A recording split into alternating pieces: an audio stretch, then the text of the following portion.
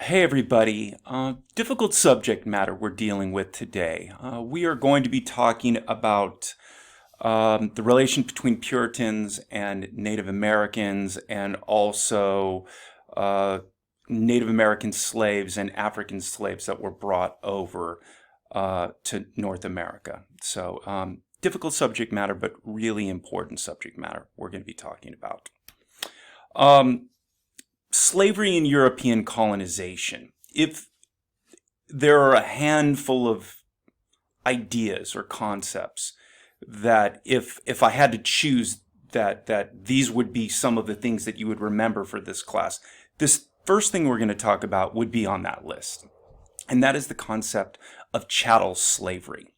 You will often hear people often trying to minimize the horrors of slavery in what is now the United States, claim that, well, there's always been slavery, or it's existed in all civilizations. And so what happened in what is now the United States really wasn't that bad.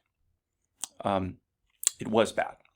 And in particular, the reason it was bad was because the kind of slavery that came to the Western Hemisphere in places like what is now the United States, the Caribbean, Brazil,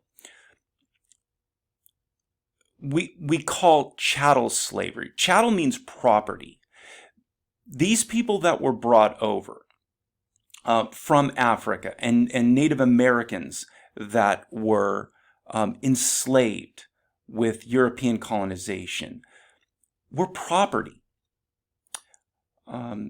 There was a kind of social death involved where at the moment you became a slave, you literally stopped being a human being as far as society was concerned. Yes, there had been slavery going all the way back into ancient times, but often that slavery was marked by a period of time where you would be a slave and then you would be freed. Often in those societies, you still retained certain rights. Sometimes even the right to become a member of the family you were enslaved by, the ability to possess property. Sometimes slaves achieved great wealth and power within their society. As strange as that sounds to us, because when we tend to think of slavery, we tend to think of chattel slavery. And also, in earlier forms of slavery, children born to slaves were in most cases born free. That all changes in the Western Hemisphere and the introduction of chattel slavery. Now slaves were property. You would be a slave for life. Any children that you had would also become slavery and their slaves, and their children and their children. So anytime you hear somebody trying to sort of qualify the horrors of slavery in the Western Hemisphere by saying, well, other places had slavery, be wary. Be wary of that person talking, because they don't know what they're talking about. Okay. Another concept we need to talk about that'll help us understand some of the realities of slavery in the Western Hemisphere and also relations with Native Americans is the Columbian Exchange. The Columbian Exchange is this idea as European colonizers came from Europe to the Western Hemisphere. Again, North, South America, the Caribbean. There was exchanges between Western and Eastern Hemisphere, between Europeans and these populations that the Europeans were going to be discovering. Exchanges in terms of crops, in terms of livestock, ways of farming, ideas, religions, and very importantly, as we'll talk about, biological exchange that goes on. That is what the Columbian Exchange was. It comes from the concept of, as Christopher Columbus came to the New World in 1492. This was the beginning of an exchange between Western and Eastern Hemisphere of ideas, of crops, of animals, that was going to transform both societies. Not simply the Western Hemisphere, but also European society. For example, to give you just one example of a crop that was going to dramatically transform European society, the potato. The potato. The potato was a Western Hemisphere thing. Prior to the 1500s, the Europeans didn't have potatoes. But by the 1700s, the potato became a really important staple crop in a lot of European societies. So much so that a lot of the population growth between the 1700s and the 1900s is attributed to the introduction of the potato in terms of the European diet that helps sustain European populations. Okay. Now, of the valuable things that European explorers and colonizers would find when they came to the Western Hemisphere would be labor. Would be human beings as a valuable source of labor. And European colonizers, particularly early European colonizers, the Spanish and the Portuguese in places like Brazil and the Caribbean, did enslave native populations. But this European contact with native populations had a devastating effect on these native populations in terms of the introduction of diseases that were unknown in the Western Hemisphere. Diseases like smallpox and typhoid and other such, measles, chickenpox. These were diseases that Europeans had built up a lot of immunity to, but were unknown in the Western Hemisphere. So when Europeans brought these diseases, a lot of these diseases, take smallpox for example, came through human contact with domesticated animals. In the Western Hemisphere before the 1500s, they didn't have much in the way of domesticated animals. They didn't have horses. They didn't ride horses. They didn't have cows. They didn't have pigs that they raised. Native Americans hunted and utilized animals, but they didn't raise animals in the same way. And so these kinds of diseases like smallpox just didn't exist in the Western Hemisphere until Europeans brought them. And so one of the problems with enslaving native populations was the introduction of these diseases, which just so weakened and devastated populations. Okay. However, one of these myths, and this is one of these myths we're going to try and correct here in this lecture today, is this idea that, oh, Native Americans weren't enslaved because of things like disease. And you also hear because they were on their own territory and it's difficult to enslave people on their own territory, which is true.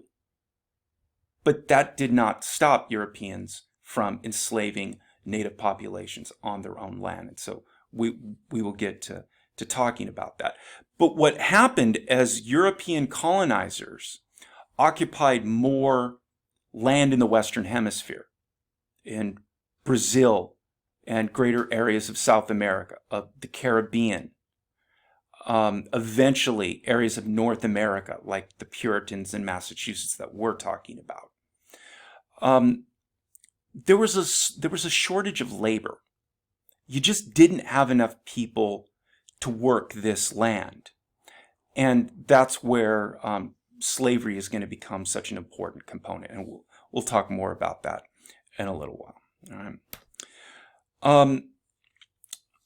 In the 1950s, a Harvard professor by the name of Perry Miller wrote a very influential essay that later then became a book called Errand into the Wilderness, and was based on a sermon from a Puritan minister. And Perry argued that one of the ways to understand Puritan colonizing in North America, and the reason the Puritans left England to come to Massachusetts, was that they felt they had been sent on an errand by God, an errand into the wilderness. And this idea of viewing what is now the United States as a wilderness to European colonizers is something you heard about before. Perry Miller talked about this. It's something you still hear people today. But the fact was that Massachusetts was not a wilderness. Before Europeans came to Massachusetts, its lands had been farmed. Its rivers had been fished. Its forests had been hunted in.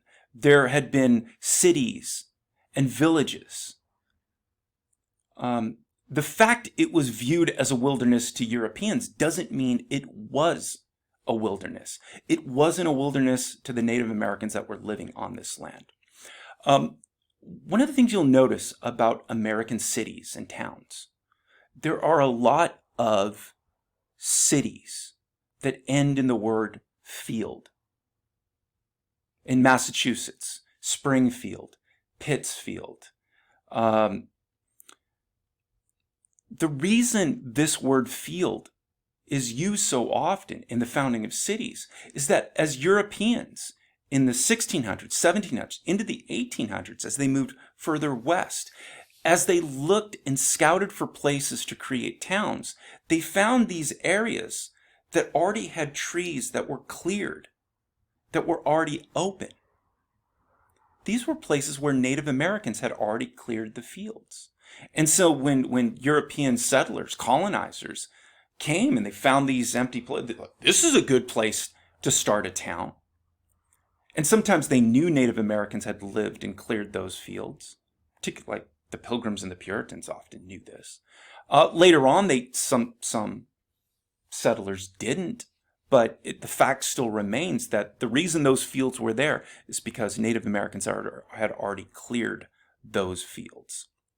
Now, remember, the Pilgrims came in 1620. The Puritans came in 1630, and we've already talked about the distinctions between the two. A lot of similarities. One were separatists, and the Puritans were not separatists.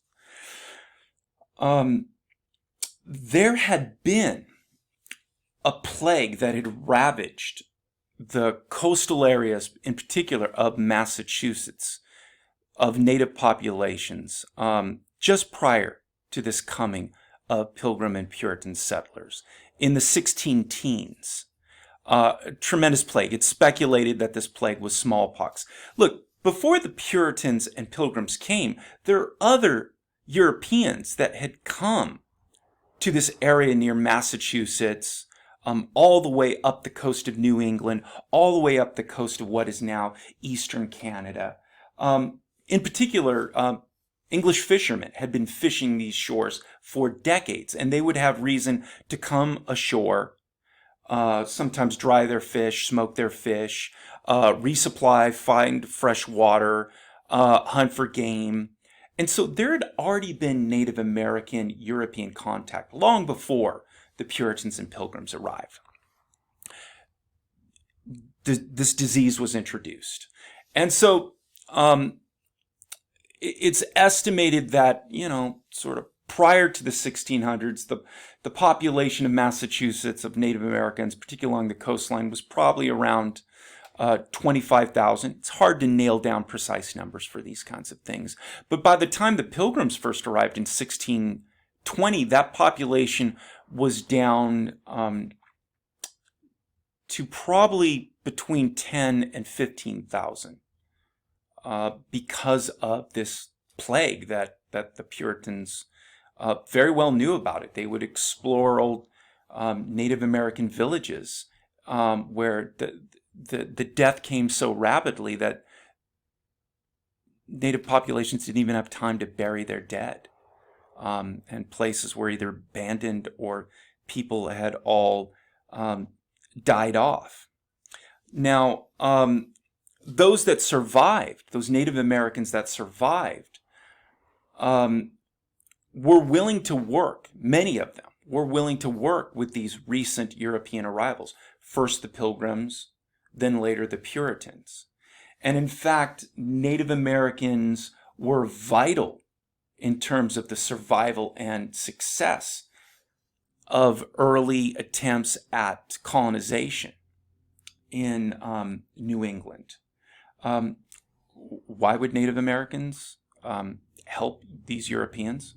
Well, in the beginning, these Europeans were friendly. The Puritans and Pilgrims, in the very beginning, knowing they were outnumbered, knowing that they were on alien territory, their first reaction was, let's try to be nice to these native populations. Let's try to trade with them. Let's try and live with them.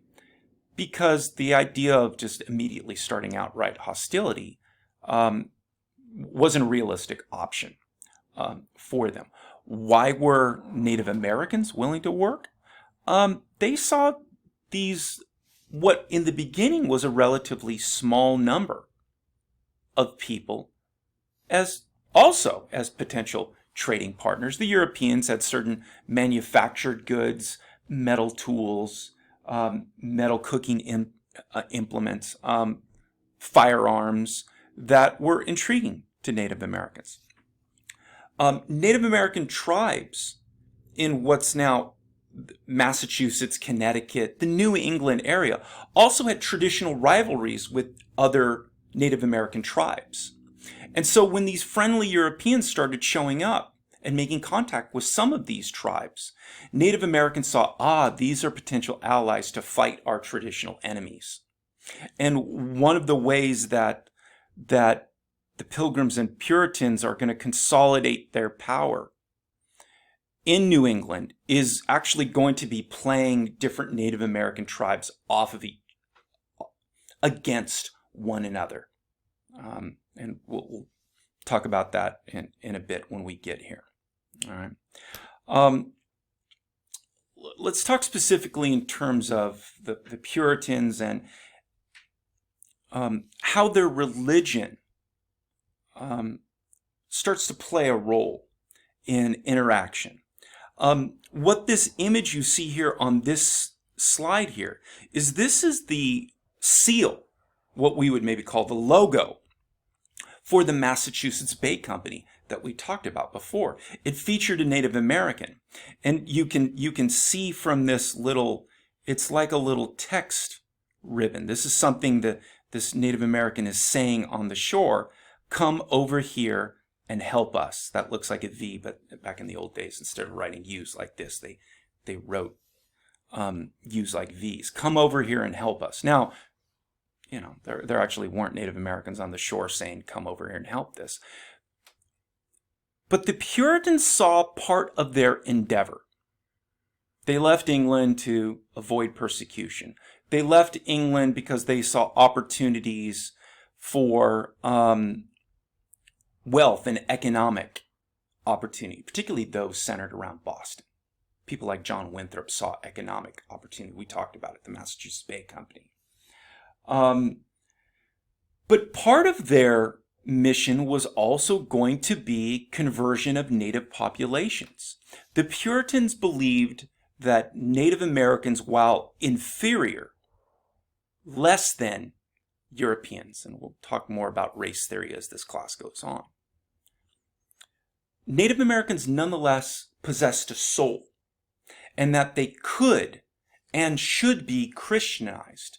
And so part of the mission of coming to Massachusetts was to convert native populations to Christianity. That was going to be part of the gig. Turns out that the Puritans were not very good missionaries. And part of this had to do with what they were selling. Now remember, we've talked a lot about this idea of predestination, that before you were born, it was decided whether you were going to heaven or hell, and there's nothing in this world you could do to change that. Predestination made conversion of foreign populations hard. What was the upside for a Native American to accept Christianity? You were going to be expected to change your whole way of life. It wasn't just going to be a matter of accepting this Christian faith. You were going to have to live a whole different way of life. You were going to have to abandon your gods and the gods of your ancestors. In exchange for doing all this, what did you get? Not assurance you were going to heaven. The practical fact that despite your whole conversion and your change and your acceptance of European ways and a European God, you could still go to heaven. I'm sorry. You could still go to hell. That's a tough sell. And, the Puritans, knowing it was kind of a hard sell, that these Puritans were going to have to learn Native American languages, and there were various languages being spoken in Massachusetts, explain a very complex religious theology, and then sell them on the idea of this conversion, and oh, by the way, you still might go to hell. A lot of Native Americans were going to be like, yeah, I'm good. I'm going to stick with the gods of my ancestors. Y'all keep your God. All right? And the Puritans knew this was going to be a hard sell. I mean, imagine if you believed in free will. That might have been a different matter. Now you could go to native populations and say, hey, right now you're going to hell, but if you accept my religious teaching, you will find yourself in an everlasting paradise after you die. Guaranteed, if you just accept this. Okay, that would be an easier sell. But the Puritans didn't have that because they believed in predestination. But nonetheless, even though it was a hard sell and they weren't terribly good at conversion, it was part of their mission. And there was some conversion. We might talk about that as we go on. And the early Pilgrims and Puritans formed alliances with some Native American tribes. There were hostilities early on. There was a war between the Pilgrims in the colony of Plymouth and some local Native American tribes. This was the Pequot War of 1637. So right after Denham was founded, right at that time Denham was founding its church, the Pilgrims and Native American tribes, some Native American tribes. The Pilgrims also had some Native American allies in this Pequot War. It was a devastating war. The Pequot tribe was annihilated. Members of the tribe were either killed and the survivors were sold into slavery. Most of them captured and sold into slavery in the British West Indies, places like Jamaica, Barbados of today. The Pequot tribe ceased to exist after this war. And for some of those allies of the Pilgrims, they were shocked, horrified, and concerned about the future because Native Americans tended not to fight wars of total annihilation. You would fight enemies and you would kill them, and sometimes you would enslave your enemy and bring them into your tribe as a servant, often to intermarry and become part of your tribe. But the sort of total annihilation that we saw in this Pequot War is going to be increasingly troubling. And as time goes on, as more pilgrims come, remember we talked about in the 1630s, you had that great migration from England, 80,000 people leaving England and coming to New England. As there were more European colonizers, they became less fearful of Native Americans, more bold, more demanding on Native American populations, as they stabilized their way of life and felt like they were did not need Native Americans as much. They became more threatening to Native Americans. And of course, Native Americans, sensing this and being subjected, started to push back more and more and more. And tensions grew. The real turning point in the relationship between Native Americans and Puritans and Pilgrims was King Philip's War in 1675 and 6. The largest sort of confederation of tribe was the Wampanoag in Massachusetts. There were other tribes, and within the Wampanoag there were smaller subdivisions, but the Wampanoag had a leader, Metacomb. But one of the things that Europeans liked to do as they interacted with Native Americans is they liked to project European practice on native populations. So Europeans have kings, so this Wampanoag tribe there must be one singular leader, there must be a king. And so they gave Metacomb, which was his name, they started calling him King Philip. And so that's where the name comes from, King Philip's War. This was the war between... Sorry, I'm kind of close to my street and the trash truck's coming by, so if it's a little loud, sorry about that. The Pilgrims and Puritans called the leader of the Wampanoag, Metacomb, they called him King Philip. And so that was the name. As the Wampanoag and the Puritans and Pilgrims go to war, the Puritans call this war King Philip's War. It was like the horror of the Pequot War, just on a much, much greater scale.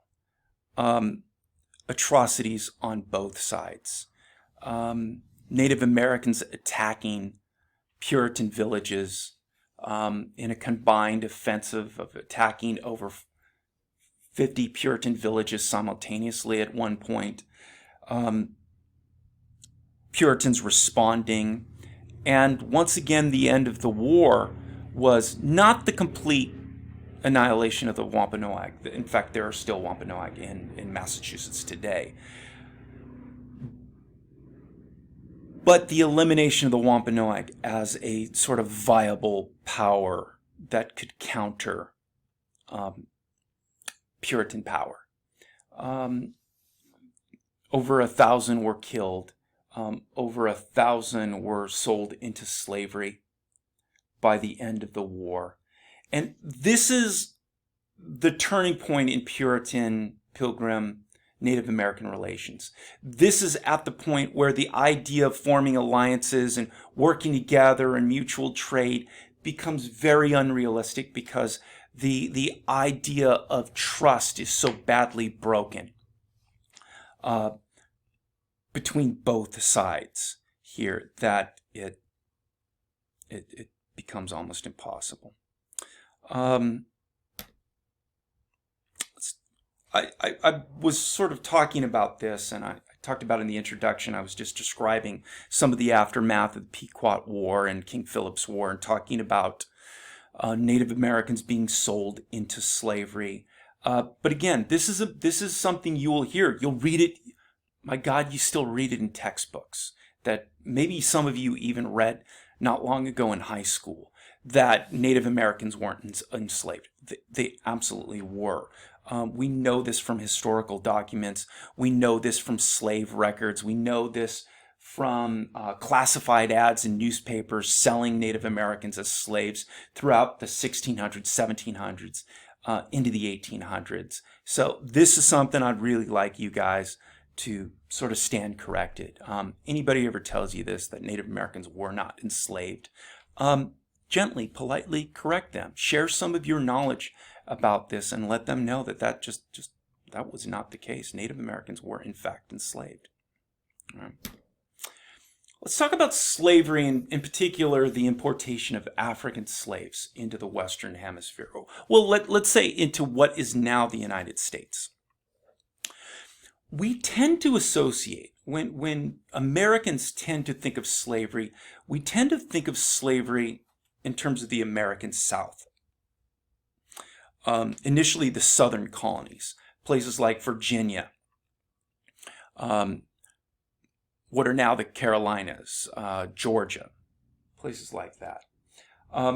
Before the Pilgrims and Puritans came, the first permanent colony or settlement in what is now the United States was Jamestown, which was founded in 1607. There were earlier attempts by the Spanish, but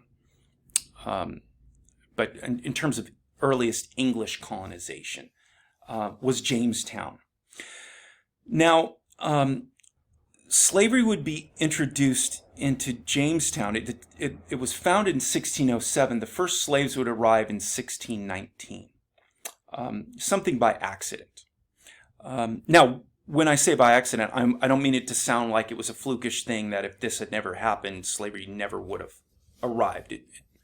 It almost certainly would have, but it did arrive sort of accidentally in 1619. A Dutch trading vessel was off the coast near Jamestown. It needed to resupply. It needed to trade, and one of the things this trading vessel had to trade was slaves. And so less than a dozen people of African ancestry were brought to Virginia, to Jamestown, as slaves. And this was the first sort of introduction of slavery into what is now the United States. Slavery flourished more in the South, and the reason we associate with the South has to do with the differences between farming and in the southern colonies and the northern colonies. There'll be another reason, maybe I'll talk about it in a second. In the South, you could grow cash crops, things you could grow and sell for money. Tobacco, cotton, rice, indigo. These were things that you could grow in the warmer climate of the southern colonies, put on a ship, send across the Atlantic to England, and sell in market. Remember, I told you in Massachusetts, they tended to grow a lot of things that already grew in England. Wheat, barley, rye. These were things that would not survive a slow trip across the Atlantic. In the South, you could grow things that you couldn't readily grow in England. Rice, tobacco, cotton. And these would survive the long boat ride across the Atlantic. Because of this, a simple economic equation, a simple yet powerful economic equation, develops in the American South, which was buy land, buy slaves to work that land, grow cotton or tobacco or rice or indigo, ship it across the Atlantic, sell it in England, make money. With that profit, buy more land, buy more slaves, grow more crops. Okay, so this is why there was slavery in Massachusetts. It did exist, but it didn't flourish as much.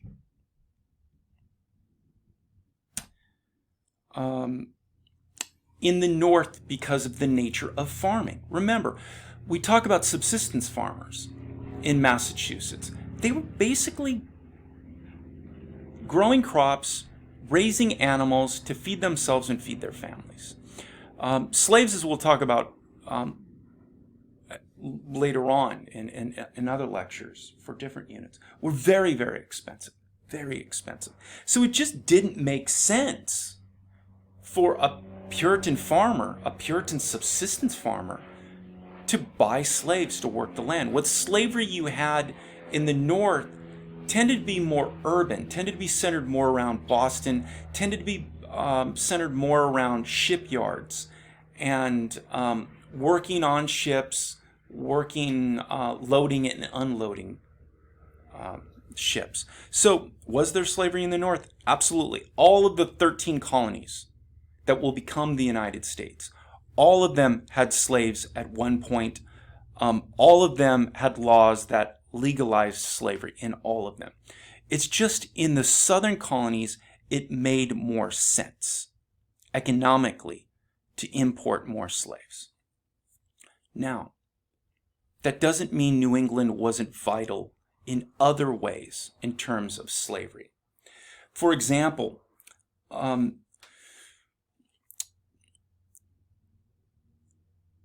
Great fortunes in New England were built on the slave trade. In this image, in this slide you have, we have the triangular slave trade that some of you might have studied in earlier school. Now, this might be a little different than the triangular one that you studied. Sometimes we see it starting in Europe, where ships were loaded with manufactured goods, pots, pans, weapons, alcohol. The ships go to West Africa. Those manufactured goods are traded for slaves that were acquired by West African chieftains, often from more in the interior. And those new slaves boarded onto ships in horrific, nightmarish conditions.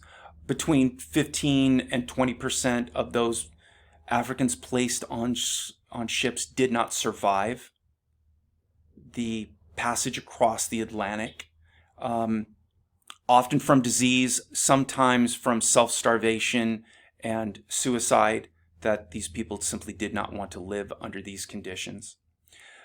Then those slaves would be brought to depending on where in the hemisphere it originated. The Spanish and the Portuguese had their colonies. Those slave ships would be sent to those colonies. We're talking about an English colony. So they would either be sent to West Africa, the West Indies, which would be the British English-speaking colonies of places like Barbados, Jamaica, places. The easiest way to identify these Caribbean countries today is these are the countries where English is spoken in these Caribbean countries. Where they learn how to speak English from English colonizing. Their raw materials, the big item that was grown in the West Indies and refined was sugar. Sugar was very valuable at this time in history. And that sugar could be sent up to Massachusetts, where it would be used and processed in terms of manufacturing alcohol, particularly rum, but other forms of alcohol. And then that would be shipped back potentially across England. So these neat triangles that we learn in high school history class were much more complicated than simple triangles. For example, one of the things that Massachusetts sometimes sent, remember I said that they didn't have a lot of excess market for things that they grew on their farms. One of the places they actually could send is down to the West Indies. Because it was so valuable to grow sugar,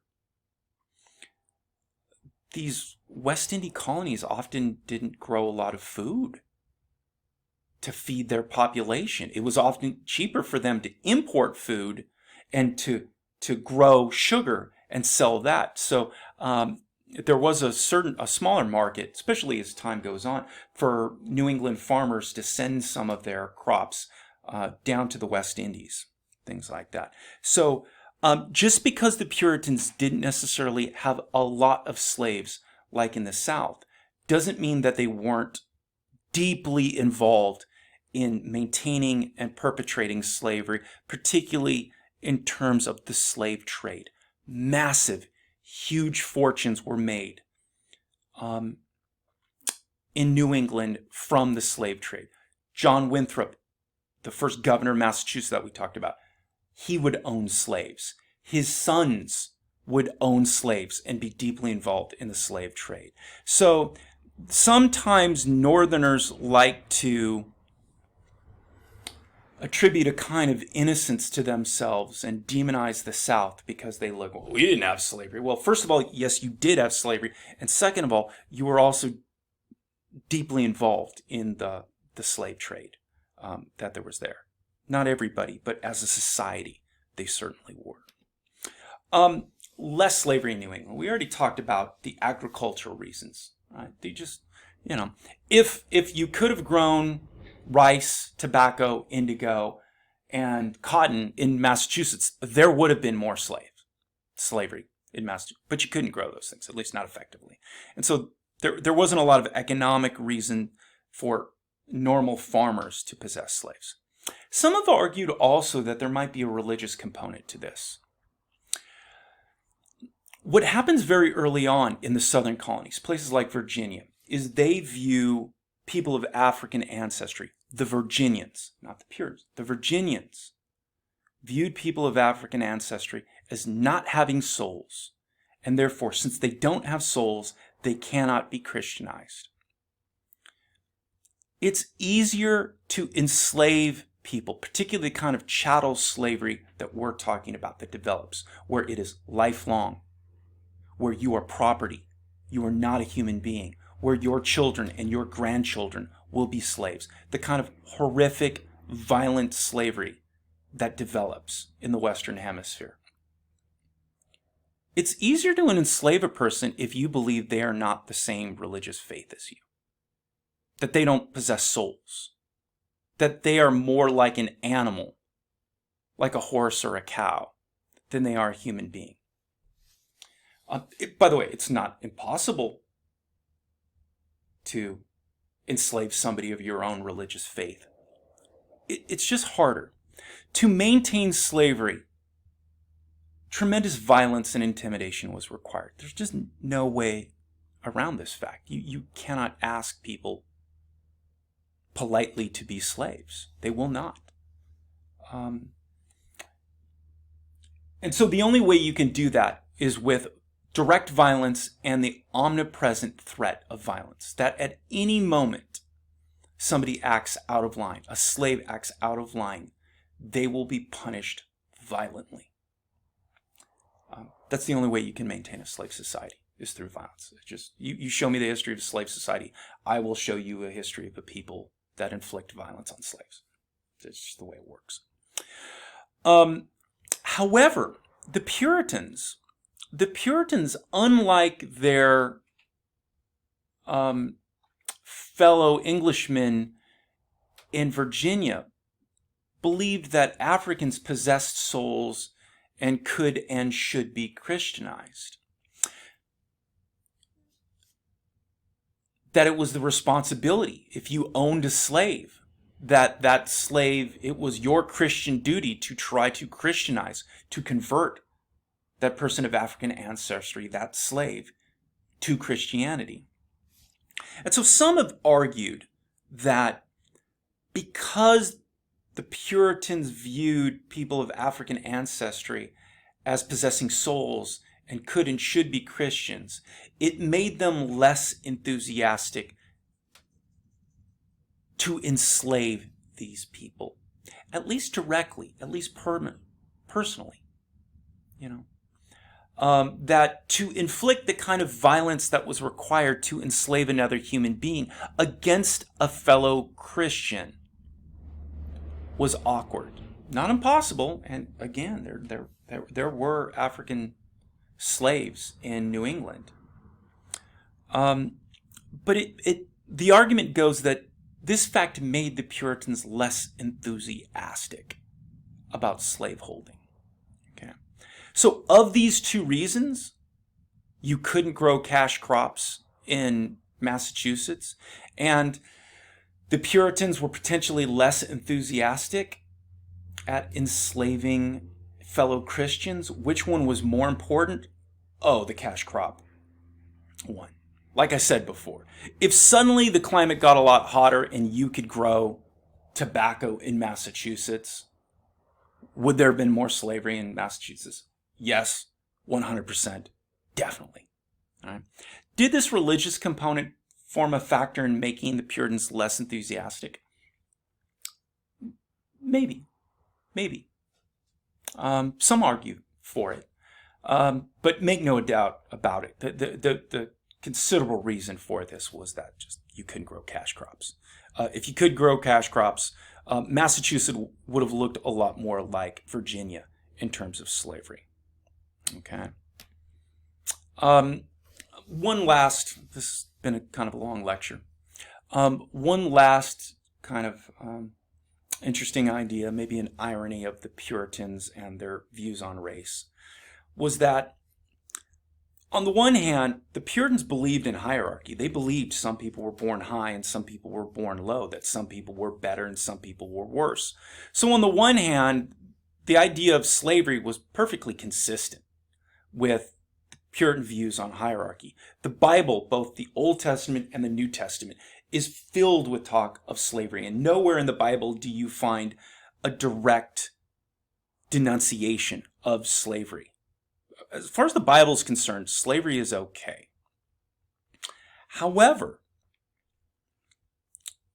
once you get beyond this world, there is this idea in Christianity that we all possess souls, that we are all God's children, and therefore, because of this, we share a unity. We share an essential sameness, and that essential sameness is we were created in God's image. We are His children. And so therefore, there's this kind of irony about the Puritans in race. Yeah, it's true that the Bible talks about slavery and the Bible justifies slavery, but some of the implications of Christianity, particularly the Gospels, the Gospels are the part of the Bible that deal directly with the life of Jesus Christ and the teachings of Christ, make it somewhat difficult to embrace a broad Christian justification for slavery. It was made, but one of the interesting things about the history of slavery and then later the history of abolitionism, the attempt to abolish slavery, is that both sides, the slaveholders and the abolitionists, both sides often deeply justified their cause based on the Bible and arguments of the Bible. Slaveholders could cherry pick the Bible for all kinds of, look, here it talks about slavery, here it talks about slavery, here it talks about slavery, and could argue, all right, show me in the Bible where it says thou shalt not have a slave. It doesn't exist. However, abolitionists would often cite the teachings of Jesus Christ and the idea of Christ and could you imagine Christ himself being a slaveholder? Hard to imagine. He was the one that talked about the meek inheriting the earth.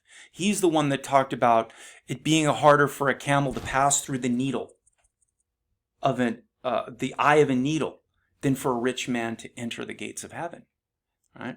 Seems like Christ might have been more down with the slave than the slave master. So both sides in the history of Christianity justify support for slavery and the argument against slavery based on Christian teaching. Right? So even in Puritan interpretations of Christianity, there's a problematic nature to imagining that enslaving fellow Christians is okay. All right, that's enough for today, or at least for this lecture. I will see you guys soon. Take care.